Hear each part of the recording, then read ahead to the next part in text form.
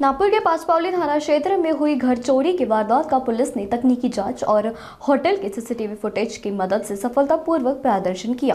फिरहादी अपने घर पर ताला लगाकर ससुराल गए थे। उसी दौरान अज्ञात चोरों ने लोहे की अलमारी का लॉक तोड़कर सोना चांदी के आभूषण और नकदी मिलाकर करीब 5,87,000 रुपए का माल चोरी कर लिया था। तांत्रिक विश्लेषण, होटल फुटेजेस और लोकेशन ट्रैकिंग के आधार पर पुलिस ने आरोपियों की पहचान की।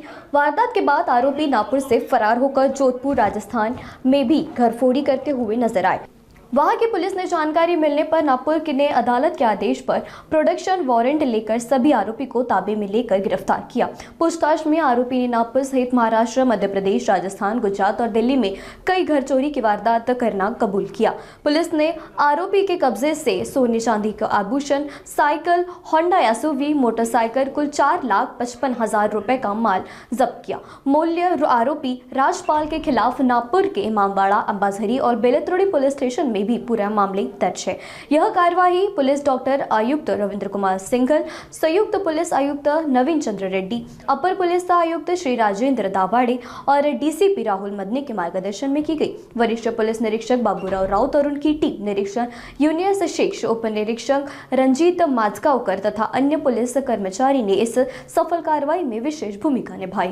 तर शहरातले आपले 2 घरफोडी पाचपावलीचे दिलेले आहे आणि एक मोटरसायकल चोरीचं दिलेलं खंतेनगरचं आणि एक नंदुरबारचं तिथून चोरी गेलेलं युनिकॉर्न, असे 4 गुन्हे उघडकीस झालेले आहे। हे बाहेरचे MP येथे राहणारे 3 आरोपी आहेत। एक आरोपी आला, त्याच्यासोबत 2 साथीदार फरार आहेत। अशा पद्धतीने बाहेर राहायचं, बाहेरच्या लॉजमध्ये थांबायचं, शहराच्या बाहेर चोरी करायचं, त्याच्यानंतर शहरात रूम घ्यायचं, थांबायचं, परत चोऱ्या करायचं, त्याच्यानंतर एखादा गुरुद्वारामध्ये जाऊन एखादा बहाणा सांगून तिथं थांबायचं, परत चोऱ्या करायच्या। अशा पद्धतीने यांच्या घरफोडी या शहरात केलेल्या आहे। पोलीस ठाणे पाचपाली व्यतिरिक्त बेलतोरडी, इमामबाड़ा, अंबाझरी या ठिकाणी चोरी केल्याची त्यांनी कबुली दिलेली आहे।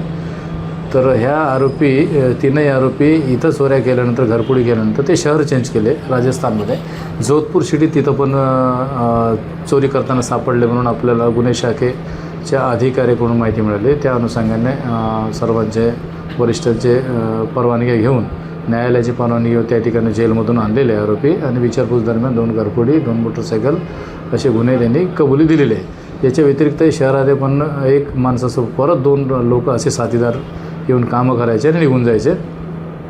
त्याच्यात 3 आरोपी ताब्यात घेण्यात पोलिसांना यश मिळालेलं आहे। त्याच्यात जवळपास 4,55,000 मुद्देमाल सध्या जप्त केलेले आहे। ही कारवाई माननीय पोलीस आयुक्त तसेच सर्व वरिष्ठ अधिकारी यांनी मार्गदर्शन तपास केलेला आहे। याच्यात PSI माजगावकर, रवींद्र राऊत, मुकेश यादव, रेवतकर, युनुस खान, पाल आणि अमित ठाकूर आणि दीपक साळुंके या लोकांनी कारवाई केलेली आहे। याच्यात आरोपी जर जास्त घरफोडीमध्ये करणारा शेरसिंग आहे, शेरसिंग चव्हाण, आणि त्याच्यानंतर त्याला मदत करणारा मोहन सिंग आहे, त्याच्यानंतर राजपाल सिंग आहे। सध्या 3 आरोपी ताब्यात आहे। 3 आरोपी विरुद्ध गुन्हे केलेले आहे आणि गुन्हेगार आहेत आणि राहणारे मूळचे इकडे MP कडले आहेत आणि नागपुरातच केलेले आहे आणि जोधपूर राजस्थान सिटीमध्ये पण ह्यांनी घरफोडी केलेली आहे।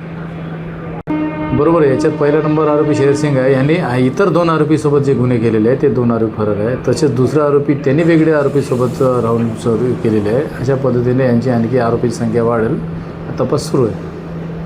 बरोबर आहे। आता जस्ट राजस्थानवरून पकडून गेले, तिथं घरफोडीचे गुन्हे झाले, हे क्लिअर झालं। इतर ठिकाणचे पण त्यांच्यावर घरफोडी आहे, त्याच्यामुळे हे सक्रिय आंतरराज्य घरफोडी करणारेच गुन्हेगार आहेत आणि क्राईम ब्रँच आणि पोलीस स्टेशन असे कोऑर्डिनेटने हे तपास सुरू आहे।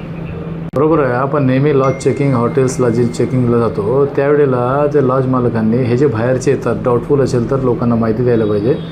जनतेने पण अवेअरनेस असायला पाहिजे की रात्रीच्या वेळेला जर चुकीच्या पद्धतीने फिरणाऱ्यांची जर पोलिसांना किंवा 112वर माहिती दिली, त्यावेळेला तात्काळ त्याला असे गुन्ह्यापासून प्रतिबंध करता येते।